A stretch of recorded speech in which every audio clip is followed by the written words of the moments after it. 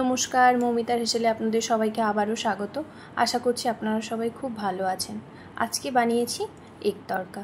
Egg তড়কাটা রাত্রে রুটির জন্য সবারই খুব ভালো লাগে। আমি যেরকম করে বানিয়েছি তাই আপনাদের সাথে শেয়ার করলাম। নিয়েছি একটা পাত্র, তার মধ্যে দিয়ে দিলাম 1 কাপ আর হাফ কাপ পরিমাণ তড়কার ডাল।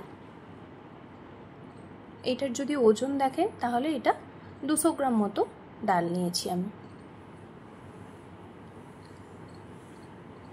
এই ডালের মধ্যে আমি ভালো করে, ডালটার মধ্যে তো অনেক নোংরা থাকে, তাই বেছে পরিষ্কার করে 4-5 বার করে জল ফেলে ডালটা ধুয়ে নিতে হবে।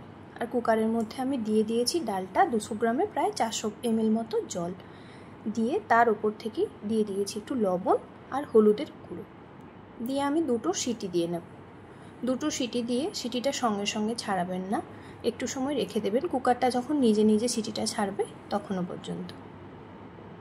আর এদিকে নিয়েছি দেখুন 2টো ডিম, একটা পেঁয়াজ, আদা রসুনের পেস্ট অল্প, তার সঙ্গে নিয়েছি কাঁচা লঙ্কা, টমেটো, ধনেপাতা আর তড়কা মশলা। আর রেগুলার মশলা যা যা লাগে সেটাই নিয়েছি। একটা কড়াই বসিয়ে, কড়াইটা গরম যত সময় না হচ্ছে সেই পর্যন্ত আমাদের অপেক্ষা করতে হবে। তারপরেই দিয়ে দেব সর্ষের তেল। খুব বেশি তেল দেওয়ার দরকার নেই, 1 টেবিল চামচ দিলেই হবে। তেলটা আমার গরম হয়ে গেছে, আমি দিয়ে দিয়েছি 2টো শুকনো লঙ্কা আর দিয়েছি 2টো তেজপাতা। তেজপাতা আর শুকনো লঙ্কাটা ভালো করে ভাজা হয়ে গেলেই আমি আর কিছু ফোড়ন দেব না, তার উপর থেকেই দিয়ে দেব পেঁয়াজ। পেঁয়াজটা একদম ছোট ছোট করে কেটে রেখেছি। এটা একটু সময় সফট হয়ে গেলে তারপরেই আমি আর অন্য মশলাগুলো এর মধ্যে দেব।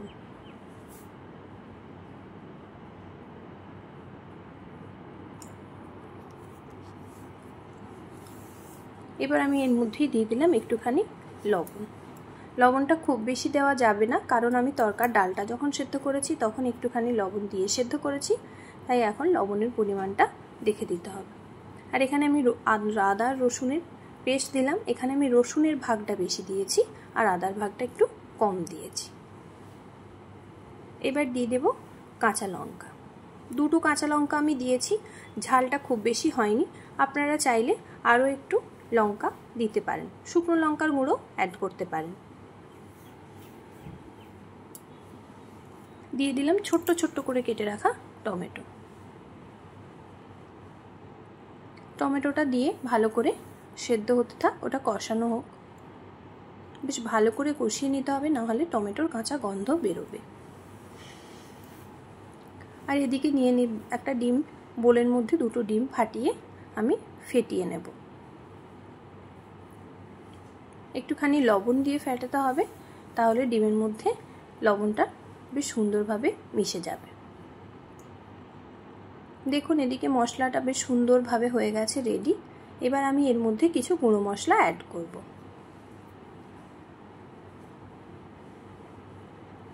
দিয়ে দিচ্ছি হলুদের গুঁড়ো 1/2 চামচ মতো, দিয়ে দিলাম জিরের গুঁড়ো 1/2 চামচ মতো, আর দিয়ে দিলাম ধনের গুঁড়ো। সব কিছু গুঁড়ো মশলাগুলো দিয়ে একটু ভালো করে ভেজে নেব। তারপরেই দিয়ে দেব ডিমটা আমি ফেটিয়ে রেখেছি সেটাই। ডিমটা যদি মশলার উপরে দেন তাহলে কি হবে, মশলাগুলো আর ডিম দুটোই বেশ সুন্দরভাবে মিশে যায়, টেস্টটা খুব ভালো হয়।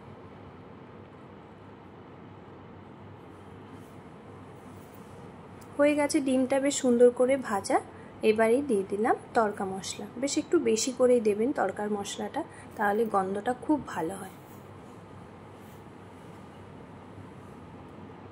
দিয়ে এটা একটুখানি মিশিয়ে নেব, খুব বেশি মেশানোর দরকার নেই। আমি ওপর থেকে এবার দিয়ে দেবো একটু ধনেপাতা কুচি। ধনেপাতা কুচিও বেশি সময় মেশাতে লাগে না, একটুখানি নাড়িয়ে ব্যাস দিয়ে দেবো আমি সেদ্ধ করা ডালটা। সেদ্ধ করা ডালটা দিয়ে খুব বেশি সময় রান্না করতে লাগে না, 5 থেকে 7 মিনিট হলেই হয়ে যায় রান্না।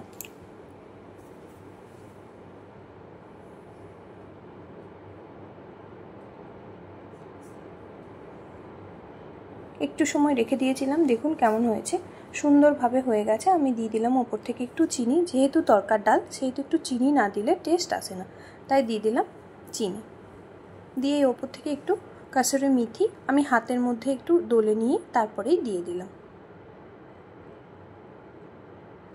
দিয়ে মিশিয়ে নিয়ে 1 মিনিট ঢাকা দিয়ে রাখলেই এর স্মেলটা সুন্দর বেরিয়ে যাবে। দিলেই আপনারা পরিবেশন করতে পারেন।